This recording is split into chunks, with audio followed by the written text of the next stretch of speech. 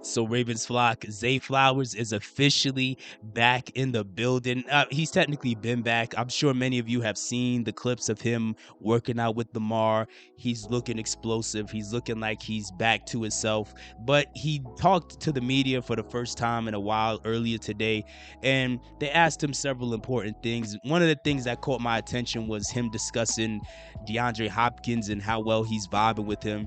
Basically, he's saying that DeAndre has been like a good vet on the team, a good veteran presence on the team.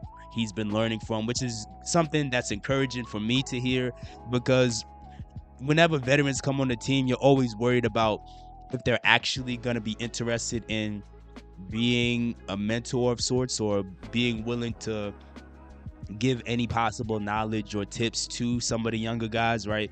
Like, for example, like, I don't want to talk too much about other teams, but right now around the Cleveland Browns, there's all this news about Joe Flacco going out of his way to say, hey, I'm not a mentor. Like, and that's not surprising to Ravens fans, because when the Ravens drafted Lamar, Joe had said something along those lines back then too. Like, he is consistent. He doesn't want to be a mentor. And I'm sure many other players feel that way too, where they feel like it's not their job to have to try to guide somebody to greatness. And that, it is what it is. That's fine.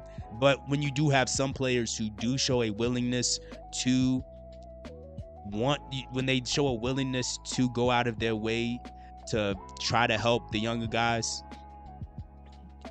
give them any tips they possibly can, that's exciting to hear, especially somebody like DHop, who, again, at DHop's peak, he was the best receiver in football.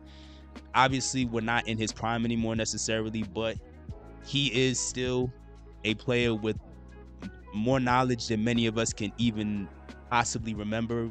And I'm excited to see if Zay makes any improvements to his game, not just from D-Hop's advice, but also just from his own hard work. We're entering year 3 of Zay Flowers. I do believe we're going to start to see, at least I hope, that Zay Flowers is going to hit another level. He's going to go into his prime. Now, I've been on the fence many times on Zay, not because he's bad. I think he's a good player, but I've always, like, in my mind, my gut says, like, oh, he's not, like, he's better suited as a number 2 wide receiver. However, just because that's what I think, that doesn't mean that's going to be reality. Zay has the opportunity to prove me wrong. He has the opportunity to prove a bunch of people wrong, right? Because I'm not the only one who kind of feels that way, but Zay has the opportunity to prove it. Like I said a few videos ago when I talked about DHop hitting 20 miles per hour, Zay is about to enter his prime. Even though he got injured, still, he looks like he's coming back stronger than ever. I want to see him have a major season. He says he feels 100%. I do believe him, obviously, because of the clip of him looking explosive, but also just seeing the vibe that he had in the press conference interview. He seemed mentally ready, so I'm excited to see him go back out there and ball out. I would love to see him have like a major breakout season. Like, not, again, I'm not expecting him to put up like 1,800 yards or something. I would love that, but I mean, even if he had like 1,200 yards and like maybe 7 or 8 plus touchdowns, I would be excited about that.